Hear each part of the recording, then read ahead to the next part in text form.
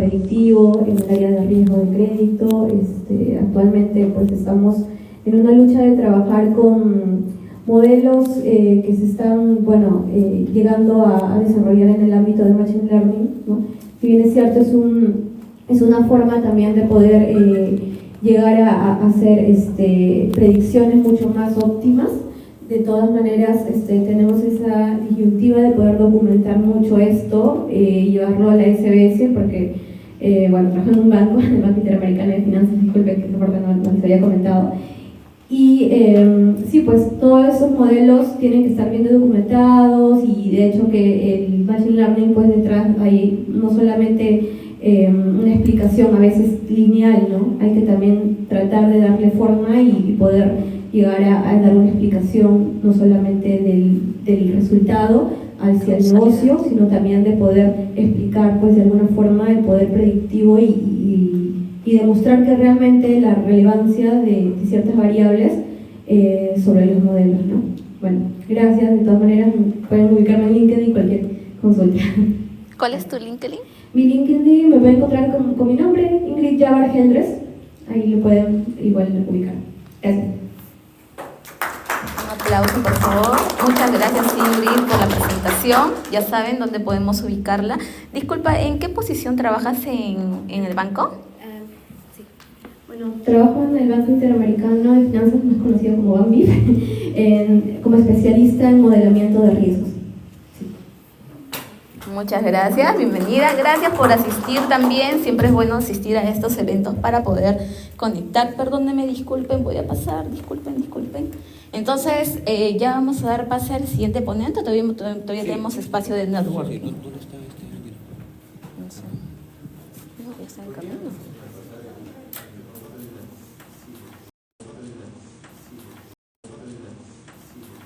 Tu presentación. Te lo mandé por WhatsApp. ¿Tienes ahí WhatsApp para abrir? Ese es el problema, que no hay internet, por alguna razón no hay internet. No tienen internet. ¿Tienes internet tú para conectar? ¿Sí? A ver, pásame por favor. A ver. Porque sí, está conectado dice, pero por alguna razón... No. ¿Puedes agarrar un ratito? A ver. Voy a escuchar. Ah, qué bacán. Sí, por favor. Gracias. ¿Hoy me entiendes? No sabemos No si lo mientas presento. hoy, no mientas. No, son Sí, sí, aguanta. ¿Qué? Ah, de repente. Dale ahí, Y está. amigo, tú Si mismo quieres, eres, pones, ¿ah? si no, ya. Muchas gracias. Tú mismo te presentas, ¿ah? Ya. Ya se presente porque ya estamos. Después te lo pones, después te lo pones. Sí, sí, Bueno, acuerdo. gracias. ¿Qué tal?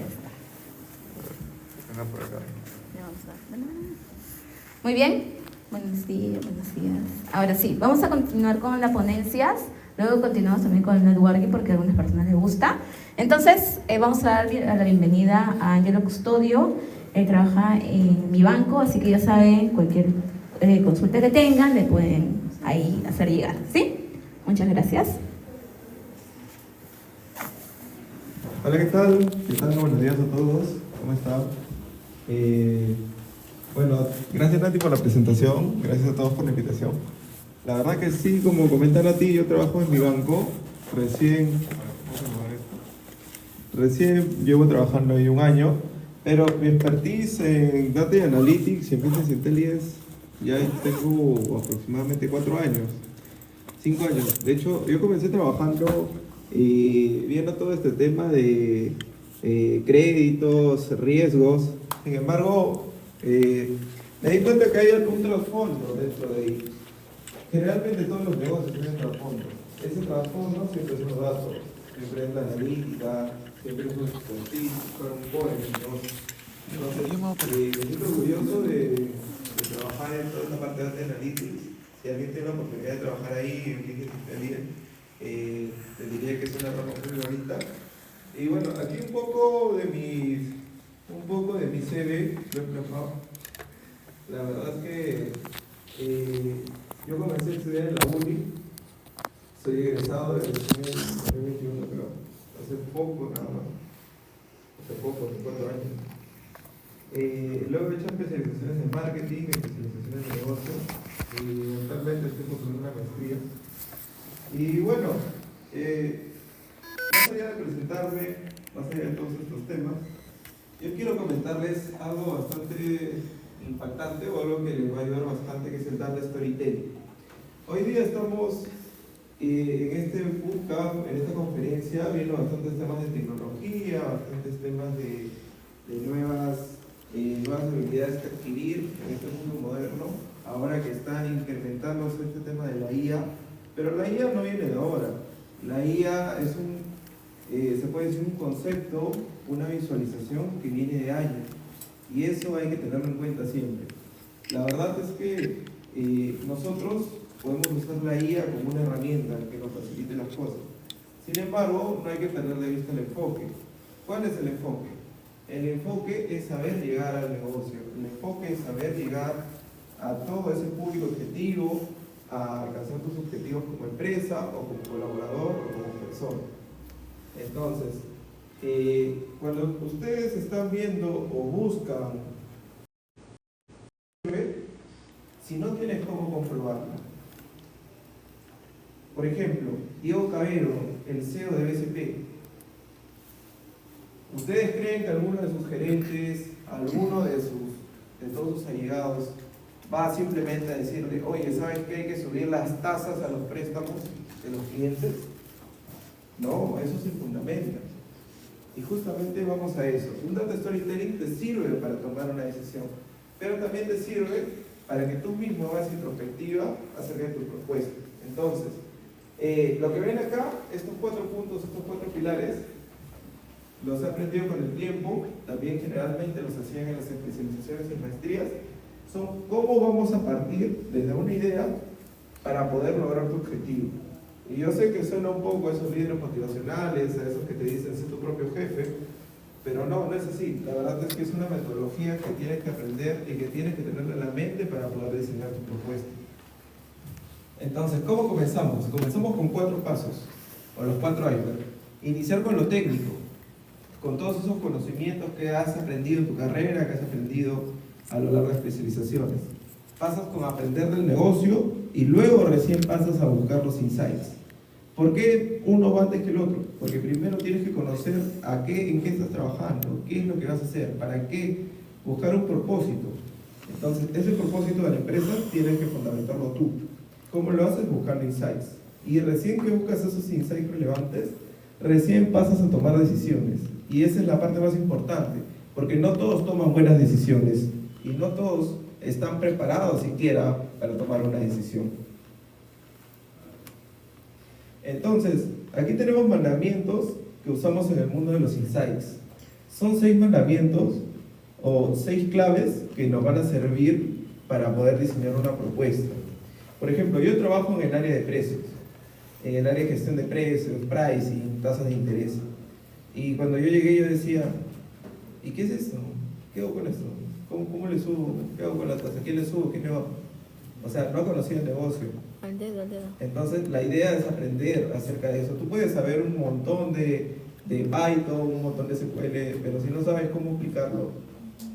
A veces yo vengo de la uni. En la uni me enseñaban a derivar, a integrar una derivada de 2 metros.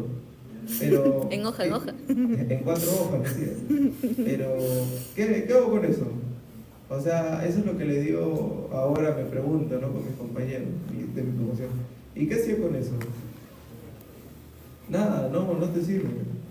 O sea, seas de donde seas de la Universidad de Oxford, seas de, no sé, de aquí, de la Universidad de San Marcos, de la uni, seas de donde seas, si tú mismo no te capacitas, o sea, no te va a servir. Y es la realidad. Entonces, por eso yo comento que estos 6 puntos son importantes, ¿no? Porque aprender el negocio, respetar los procesos y entender el negocio de DataDrive son por lo menos los primeros 3 puntos que tú tienes que tener en cuenta cuando egresas o cuando estás buscando trabajo o cuando estás postulando sinceramente a una empresa, ¿no? Y luego los otros puntos son un poco más motivacionales, ¿no? Como la actitud, la asertividad y buscar el dato correcto. Ahora, ¿por qué digo buscar el dato correcto? Es por lo que justamente les decía, ¿no? No todo el mundo tiene la habilidad de tomar decisiones. Cuando tú vas a una empresa puedes ir a la parte operativa o a la parte analítica, pero depende de ti, tú decides. Si quieres ser operativo toda tu vida, es como ser un obrero. Toda la vida vas a Toda la vida vas a trabajar en lo mismo. Si tú quieres ser alguien analítico, tiene más, o sea, tu propensión a crecer es mucho más alta. Y es justamente algo que yo no entendía. Y es algo que muchos no entendemos a lo largo de nuestra vida. Que a veces exponernos al riesgo nos ayuda a mejorar. Ahora, para diseñar un esquema de gestión, para lograr una presentación de alto impacto, lo que tú tienes que hacer es considerar todos estos puntos que ves aquí en la lámina. La verdad es que esto yo lo preparé para un caso de negocio de pricing cuando estaba postulando. Recuerdo que lo primero que me preguntaron fue: oye, está bien, han puesto, ¿cuántos son? 2 indicadores. ¿Y qué vas a hacer con eso, Miguel? ¿Alguien sabe qué vamos a hacer con esto? ¿Para qué he puesto 12 nombres ahí, 2 indicadores? ¿Para qué he puesto objetivos? ¿Para qué he puesto un análisis de mercado, estrategia de precio? ¿Perdón? Para trazar una ruta. Exactamente, trazar una ruta, trazar cómo vamos a solucionar un problema. Es lo que yo no sabía qué responder en ese momento cuando me preguntaron, ¿no? Luego lo fui aprendiendo. O sea, lo que yo siempre les decía era: bueno, lo aprenderé en el camino. Está bien, apréndelo en el camino. Pero también me decían: está bien, vas a ir aprendiendo el camino, pero si tú no tienes claro el propósito, ¿de qué te sirve? Entonces, lo primero que hay que definir siempre cuando estás elaborando una presentación de alto impacto, cuando aplicas el Data Storytelling o aplicas incluso Power BI o cualquier tecnología, es primero definir el objetivo. Si no defines el objetivo, ¿de qué te sirven tus demás indicadores? Ahora, justamente, yo estoy elaborando ahorita en el área de monitoreo, estoy pasando un poco a la parte de advisory, entonces me estoy dando cuenta que hay una línea bien delgada entre lo que muestras y lo que debería ser. Tienes que llevar bien los mensajes. Si tú, por ejemplo, ves que las ventas de tu empresa han estado disminuyendo, pero necesitas captar nuevos inversionistas, ¿tú le vas a llevar esa línea descendente de ventas a los inversionistas? No, claro que no, se van a asustar. Entonces, hay que saber elegir los indicadores. No necesariamente porque tenemos 50 indicadores en nuestro dashboard, vamos a llevar los 50 indicadores, sino hay que llevar lo más relevante. Y necesariamente, a eso es lo que voy. Cuando vemos la visión de clientes, por ejemplo, vemos que hay variables cuantitativas y cualitativas. A eso es lo que me refiero. Cuando vemos un poco de lo cualitativo, no necesariamente siempre tiene que ser en números. Cuando llevas algo cualitativo puede ser una opinión. Por ejemplo, está el análisis de sentimientos. El análisis de sentimientos es un tratamiento que se hace en Python para obtener los sentimientos más relevantes dentro de una encuesta. Entonces no es necesario que lleves puros números, sino también puedes llevar qué es un sentimiento, qué están sintiendo tus clientes. Y de lo cuantitativo, que es lo que todos conocemos, ¿no? Que son todos estos indicadores, los dashboards, lo que siempre nos enamora, lo tecnológico. Igual es la inteligencia artificial, nos enamora, nos dicen cómo funciona, pero el tema es que cómo hacemos que eso evolucione. Ahorita nadie se ha puesto a pensar cómo va a evolucionar la inteligencia artificial. Todos están felices preguntándole a ChatGPT, Gemini, pero no se han preguntado en qué va a evolucionar esto, qué va a conllevar. Es algo que muy pocas personas se preguntan y hay que tenerlo siempre en cuenta. Ahora, yo he traído 2 casos para presentarles. Uno es un caso financiero que trabajé con compañeros de la SBS. Era para sustentar más o menos cómo podría ser una empresa financiera actual, cuál sería su modelo. Entonces, primero hay que segmentar bastante tus clientes, hay que definir tus audiencias. Para eso tienes que tener en cuenta toda la información que tú tienes, pero aparte de la información que tú tienes, tienes que ver tu alcance. No todos tenemos el mismo alcance. No sé, comparemos a mi banco con BCP. ¿Ustedes creen que mi banco y BCP tienen el mismo alcance? No, definitivamente no, son mercados distintos.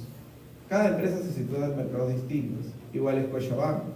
Scotiabank está que le va mal en estos últimos años, pero no significa que su participación en el mercado esté por los suelos. Siempre hay que ver que una cosa no conlleva a otra. Igualmente, los bancos ¿Ustedes piensan hacer dinero? ¿Más dinero es mejor? No, no necesariamente. Cuando tú pides un préstamo y no estás en las capacidades de poder pagarlo, ¿quién pierde? ¿Tú o el banco? ¿O ambos? Pierden ambos. Pierdes tú porque te comienzan a hipotecar, te comienzas a perder patrimonio, y pierde el banco también, porque ellos ya habían presupuestado ese dinero dentro de su proyección de ingresos. Entonces, a veces, no todo lo que ves es oro. Siempre puede ir cambiando, siempre tienes que evaluar todas las tendencias adentro. Entonces, para eso se hace la segmentación de clientes. Un banco no puede aceptar a todo el mundo, tiene que segmentarlo, tiene que ver quiénes están más propensos a poder pagar y quiénes están propensos al default, a alargarse, a retirarse. En TikTok habrán visto un montón de casos que cuando van los asesores a cobrar, desaparece mágicamente el cliente, ¿no? Justamente por eso, hay que chequear bien cómo está la audiencia. Ahora, a eso es lo que me refiero con capacidad adquisitiva, ¿no? Demografía es igualmente, hay que ver qué zonas son mejores que otras. Con todo el respeto, yo vivo en San Juan de Lurigancho, pero no vamos a comparar San Juan de Lurigancho con La Molina. No vamos a poder comparar San Juan de Lurigancho con, por ejemplo, Casuarinas, ¿no? Entonces, hay que siempre tener en cuenta eso, aceptar la realidad en base a datos. Y el Customer Experience es más o menos lo que les decía, ¿no? Hay que segmentar bastante en saber quiénes son los clientes más adecuados para tu mercado y quiénes son los que no necesitas y no requieres. Y justamente va eso, la demografía, ¿no? No podemos comparar Perú con Estados Unidos, no podemos comparar a Rusia, aquí también he puesto Australia, ¿no? No podemos comparar a Rusia y Australia tampoco, por la misma demografía que tienen, o por la misma capacidad de PBI que tienen. Entonces, ¿cuál va a ser tu estrategia?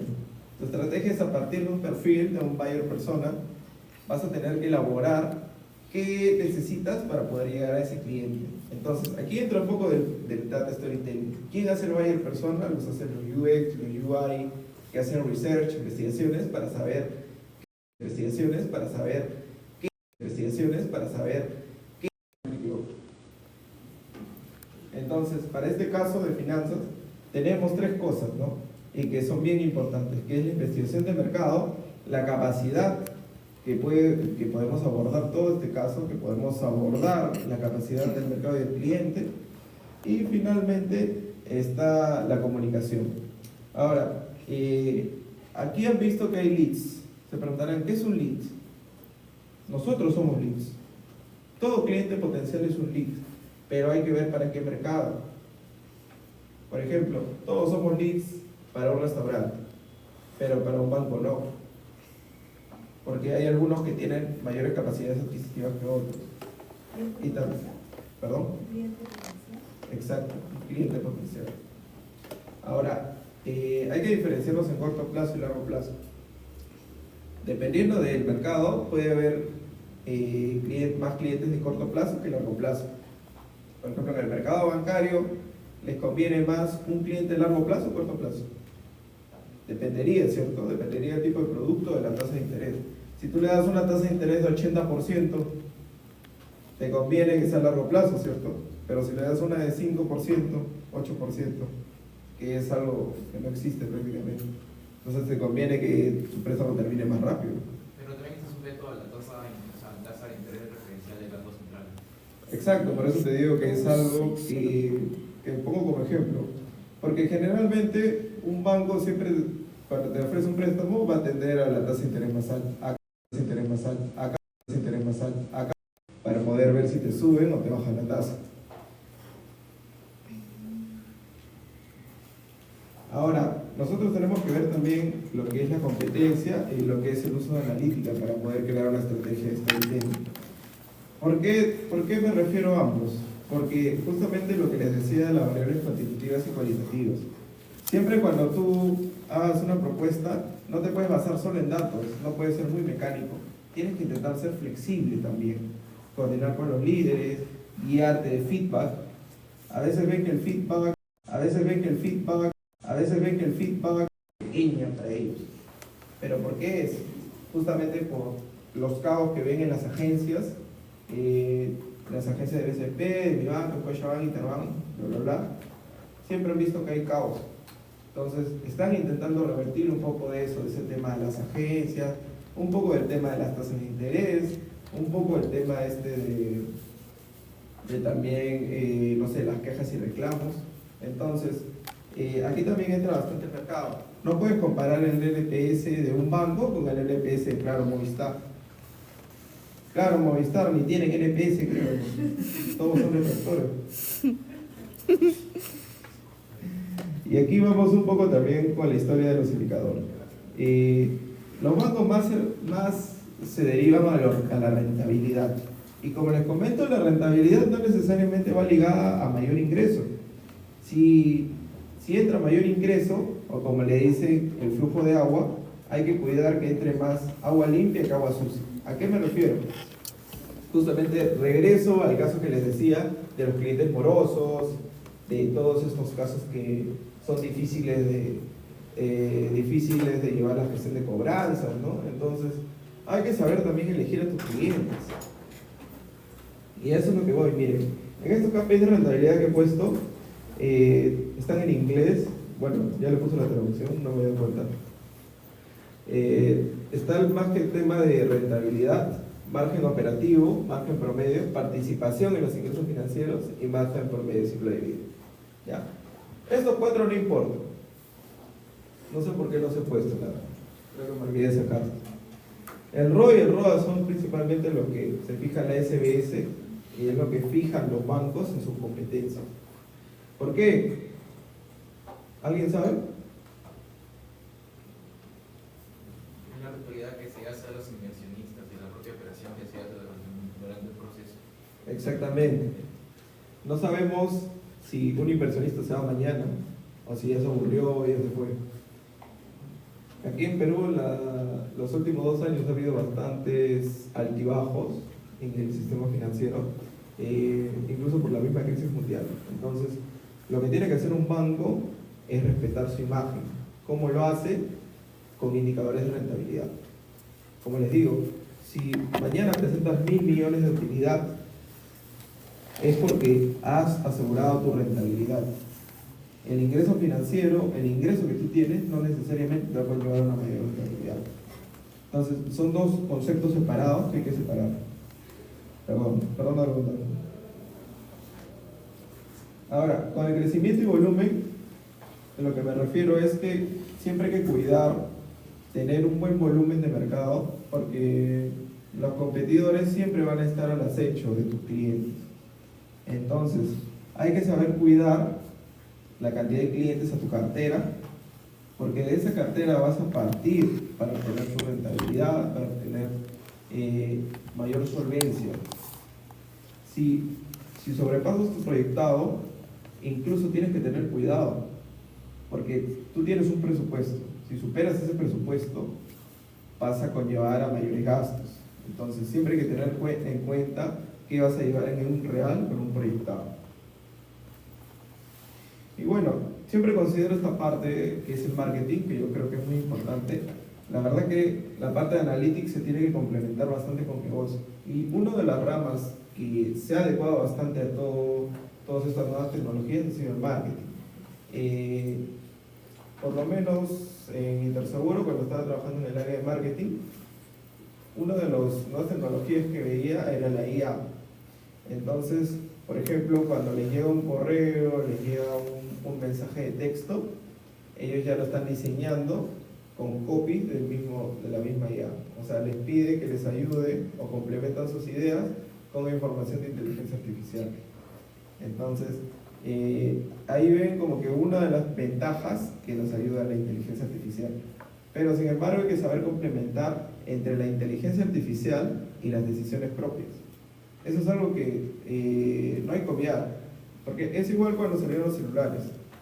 El ser humano tiende a tender o sea, como que tiene tendencias compulsivas. Entonces, hay que saber hasta qué punto nos puede llevar la inteligencia artificial y hasta qué punto se puede desarrollar. Ahora, aquí les he puesto un pequeño storytelling acerca de este caso de finanzas. No está completo aquí, he tenido que ocultar algunos datos. Les he puesto una data simulada, pero lo que partíamos era partir era desde un objetivo en específico, ¿no? Los 4 pilares o los 4, se podría decir, 4 propósitos que tenía la empresa. Uno de ellos era proteger los ingresos, y eso era cuidando bastante lo que era su segmentación de clientes.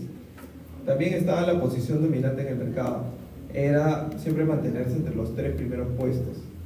Otra cosa era el crecimiento de la rentabilidad, que ya les he explicado, y buscar la excelencia y buen desempeño, que es más la parte humana. Y siempre se va a buscar eso, ¿no?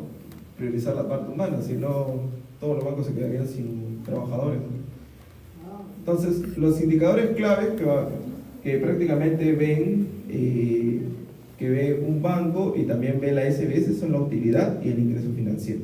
Como pueden ver, la utilidad no siempre va ligada al ingreso financiero porque después se va desmenuzando. O sea, entran los gastos, entra gestión de costos, gestión de cobranza. ¿Perdón? Está el EBIT. Exactamente. Que es después de que se desmenuza todo eso, ¿no? Se va quitando el impuesto, todas esas partes. Y luego está un poco este funnel de venta que pueden ver acá, que es a partir de las cotizaciones hasta cuánto llegan a vender. Todos habremos hecho alguna vez una cotización en un banco solicitando un préstamo. Entonces, a partir de todas esas cotizaciones, ellos ven qué tanto es su ratio de atracción. Y con eso van midiendo a los gerentes de agencia, a los asesores mismos. Y finalmente está la cantidad de ventas, ¿no? Bueno, aquí lo he puesto como cantidad de ventas porque generalmente era como que los montos desembolsados, la cantidad de dinero que se estaba prestando, el volumen. Pero le he puesto más o menos un indicador para que lo tomen en cuenta. Y con eso cerramos el primer caso. Hasta ahora pueden ver que todo lo que hemos aplicado del storytelling se está viendo aquí reflejado, ¿no? Estamos partiendo en un objetivo, tus indicadores clave, lo que es cómo está funcionando tu negocio actualmente y la cantidad de ventas que estás teniendo. Entonces, esto es algo simple nada más. Esto se puede ir desarrollando, se puede ir desmenuzando más. La idea es que fluya tu imaginación, pero teniendo en cuenta siempre el propósito y teniendo mensajes claros. El mensaje claro aquí es que la empresa está siguiendo su propio camino, que en los últimos años has podido mantener o has tenido como que tus objetivos claros y por eso se están viendo tus resultados. Pero hay que saber leer también a tu público, a la persona que le vas a presentar esto. Si te piden otra cosa muy diferente, por ejemplo, si me pedían ver la retención de clientes, entonces aquí no te lo estaba mostrando, ¿no?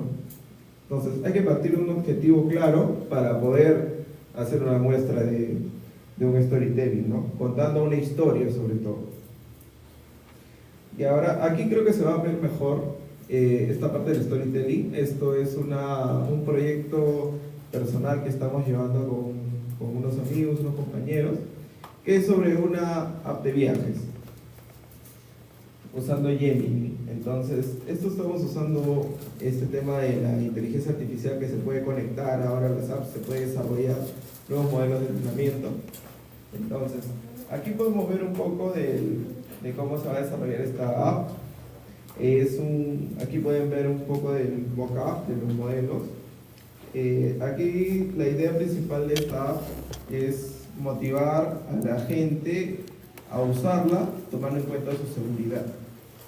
Generalmente cuando viajamos, vamos a un lugar nuevo, no sabemos qué tan seguro sea. Entonces la idea era más o menos mostrar qué rutas son las más seguras o las mejores en base a la información histórica que tienen esas áreas. Entonces, aquí estamos sugiriendo varias variables cuantitativas y cualitativas. Si tú quieres ver este tema de seguridad, una de tus mejores variables va a ser la criminalidad y cómo vas a definir un indicador aparte de eso. Hay crímenes menores, hay crímenes mayores, entonces para eso está un indicador diseñado para poder darle una tonalidad diferente al área en base a un mapa de calor, como podrían ver acá. Por ejemplo, ven ese mapa de calor que está ahí, ahí tú vas a poder guiarte según el tipo de color, qué tan zona es peligrosa y si de verdad la ruta es la más adecuada para pasar por ahí. Y aquí están un poco de los indicadores que les decía, ¿no? Las reviews, que creo que es importante porque todos pueden dejar su opinión y en base a eso te guías. Creo que Google tiene esa opción más actualizada, más que otras apps, más que otros navegadores. El tipo de crimen, las alertas y por último la criminalidad. Con eso vamos a poder guiarnos bien de qué zonas o qué rutas debemos tomar para poder llegar a salvo, ¿no? Obviamente, si pasan por mi casa en San Juan, todo va a estar rojo. Y luego pasamos al flujo de conexión. Esto es un poco de cómo usamos la IA actualmente para poder entrenar un modelo en base a datos. Pero no me refiero a un modelo de predicción, sino me estoy refiriendo a un modelo, se puede decir, modelo organizativo, ¿no? ¿Perdón? Análisis de sentimientos también. También se podría hacer un análisis de sentimientos, pero eso sería después del despliegue de la app, para ver qué tanto están reaccionando nuestros leads, nuestros clientes potenciales, ante esta app y ante las mejoras que podríamos hacer. Por ejemplo, en esta parte, lo que hace Gemini es que va a absorber un poco la información, la data, y vamos a poder entrenar toda clase de respuestas, para que el mismo Gemini pueda ayudarnos y pueda hacer las sugerencias a los usuarios que están usando la app, ¿no? Eso simplificadamente. Y luego de eso vamos a poder extraer las características, ¿no? Ahí el Gemini va a poder, en base a la data que le estamos pasando y los indicadores, ver qué zona es la más adecuada para que se transporte el cliente. Es como que una idea bien ambiciosa, porque si actualmente usamos Google Maps, solo te va a mostrar la ruta, te muestra como que el tráfico, pero no te muestra la zona segura, ¿no? No te muestra cuál es la ruta más factible. Lo hace con el tránsito, o sea, te puede mostrar la ruta más corta, pero ahora lo queremos hacer